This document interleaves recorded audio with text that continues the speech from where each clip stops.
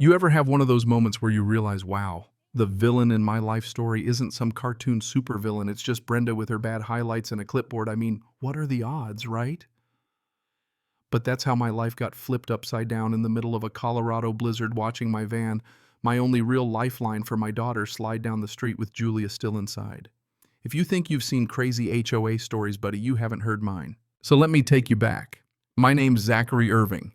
A few months before that storm, I was just a regular guy, newly single, after a rough divorce, rolling the dice on a fresh start in Meadowbrook Heights. It looked great on paper, good schools, nice houses, neighbors who smiled and waved. What nobody tells you is the HOA there. It's less neighborhood watch, more neighborhood KGB.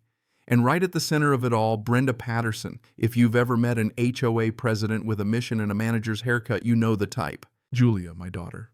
She's the bravest kid I know. Born with cerebral palsy, uses a wheelchair, needs a little extra help with most things. That van, yeah, it's old. Looks like it could star in a before photo for one of those auto shop commercials, but it's got a wheelchair lift and space for all her stuff. It's our lifeline, especially since the divorce left my bank account emptier than a Rockies bar after a playoff loss. On our second day in the neighborhood, Brenda's at my door. Clipboard in hand, plastic smile stretched so tight it looked painful. "Welcome to Meadowbrook Heights," she chirped, thrusting a 3-inch thick binder at me. No joke. I almost pulled a muscle holding it. Rules about fences, mailboxes, grass length, and, yep, you guessed it, where you can park your vehicle, she points out. Your van shouldn't be in the driveway overnight. That's not a suggestion. I try to be nice after all, new neighbors, new life.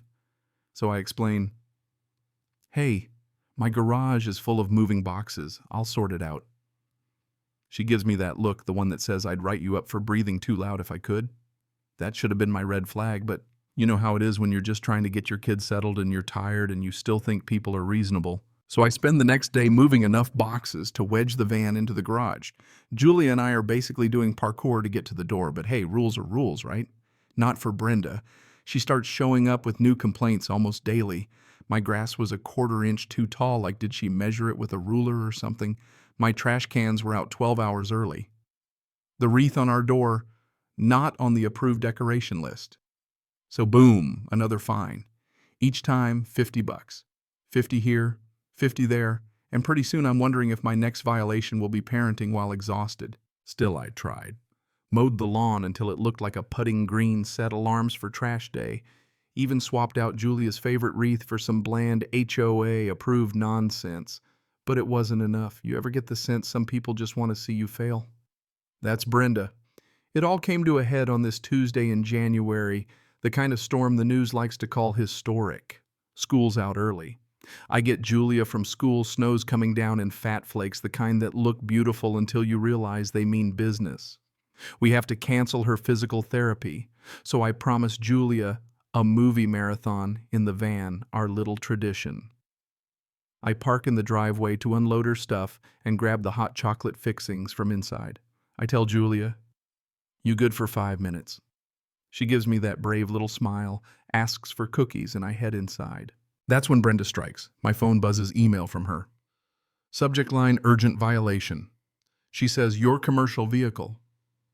That's what she calls my van has been in the driveway for 48 minutes. You have 15 minutes to move it or it'll be towed. In a blizzard, I shoot back a reply. My daughter is inside. I'll move it as soon as I bring her in. But before I can even hit send, I hear the low growl of a diesel outside. I run to the door, heart pounding, and see a tow truck backing up to my van.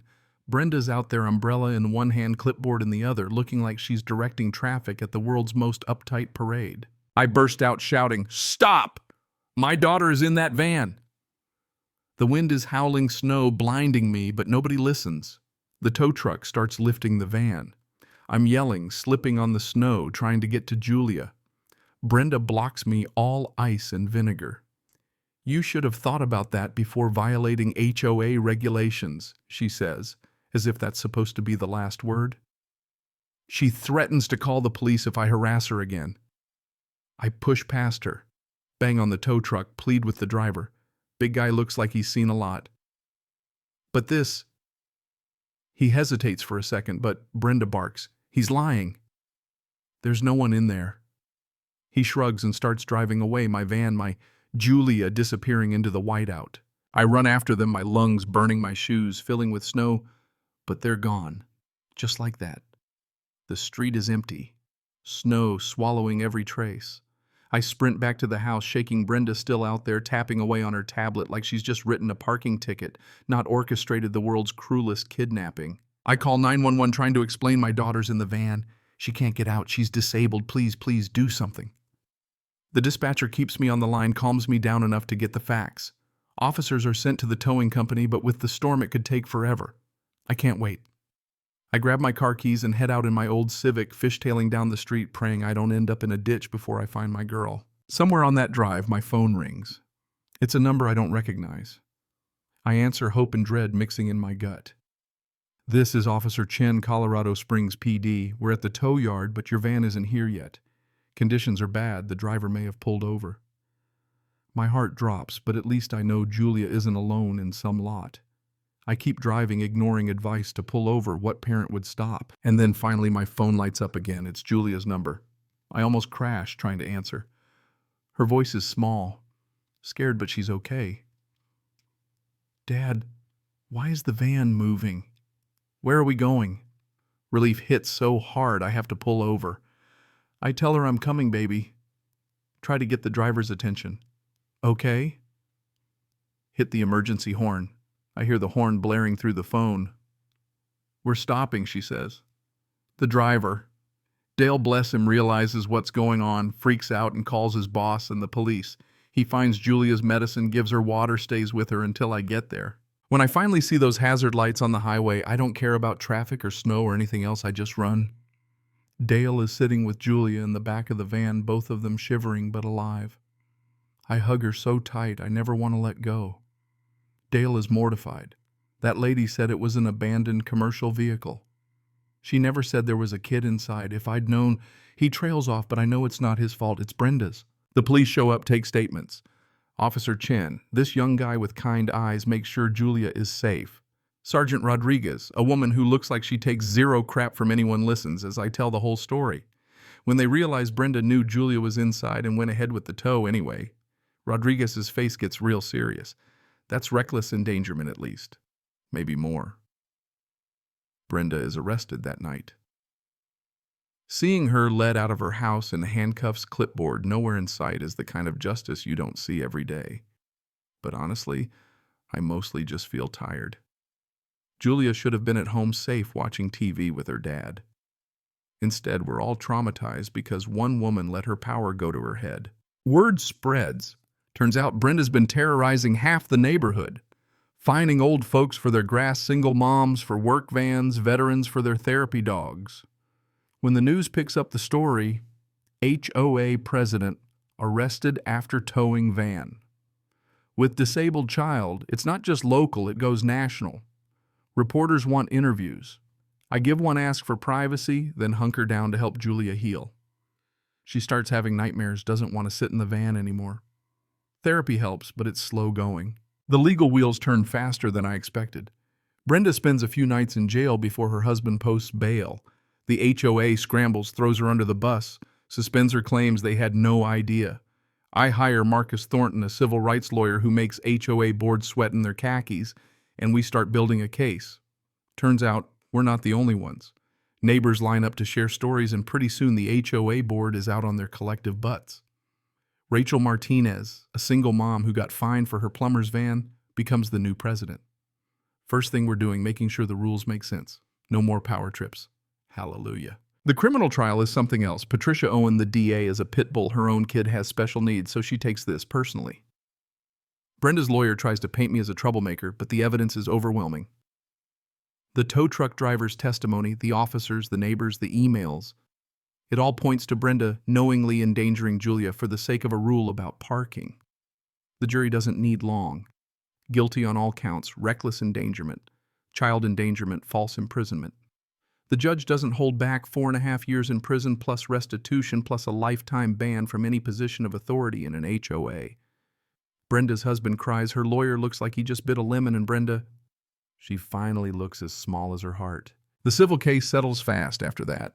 HOA agrees to pay out overhaul their rules, implement disability training refund every fine I ever got, and make sure no family goes through this again. The best part, Rachel and the new board run things like an actual community. My neighbors come out of hiding, we swap stories, help each other out. Julia, bit by bit, starts healing.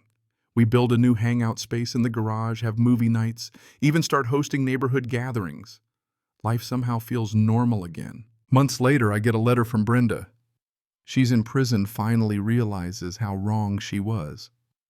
I was more concerned with rules and control than being a decent human being, she writes. She says she's sorry but doesn't expect forgiveness. I believe her, maybe. Doesn't matter. Julia's healing isn't about Brenda anymore. Julia goes on to thrive. Her confidence comes back. Nightmares fade, and she gets accepted into a summer science program, wants to help rehabilitate dolphins of all things. She even speaks at the State House when they pass Julia's law requiring HOAs to get training on disability rights.